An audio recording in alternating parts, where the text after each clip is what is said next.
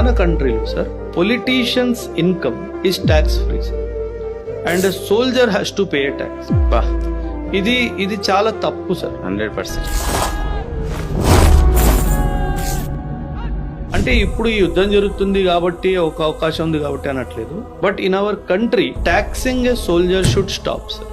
ఒక సోల్జర్ తన ప్రాణాహుతి ఇస్తున్నాడు, ఫ్యామిలీ అందరినీ వదిలేసి ఫీల్డ్ లొకేషన్ లో ఉండి మన దేశ సరిహద్దుల్ని కాపాడుతున్నాడు. ఆ సోల్జర్ దగ్గర ట్యాక్స్ తీసుకోవడం, పన్ను తీసుకోవడం అన్నది ethically and మారలీ and principally wrong అని నాకు అనిపిస్తుంది.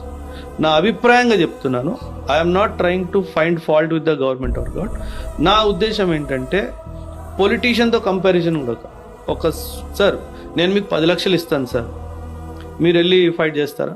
సోల్జర్ అక్కడ డబ్బుల కోసం చేయట్లేదు సార్, దేశం మీద ప్రేమ ఉంది కాబట్టి చేస్తున్నాడు.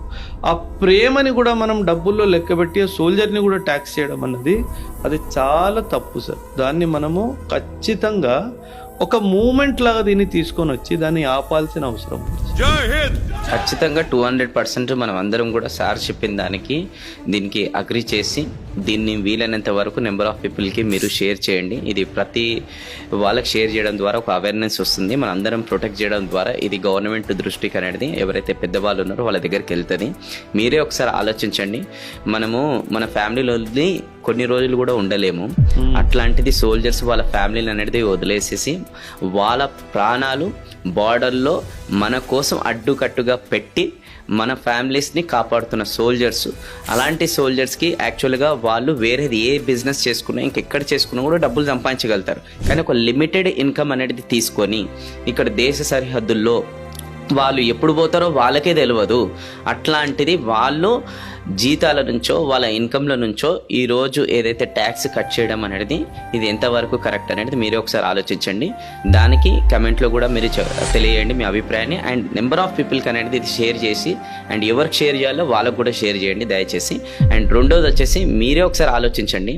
ఈరోజు మనము సార్ అన్నట్టు 10 లక్షలు, కోటి రూపాయలు ఆర్ 10 కోట్లు ఇచ్చినా కూడా వాళ్ళ ఆస్తి మొత్తం కూడా రాసిచ్చినా కూడా మనం బార్డర్లో పోయి ఫైట్ చేయాలని అంటే చాలామంది చేయలేరు అది.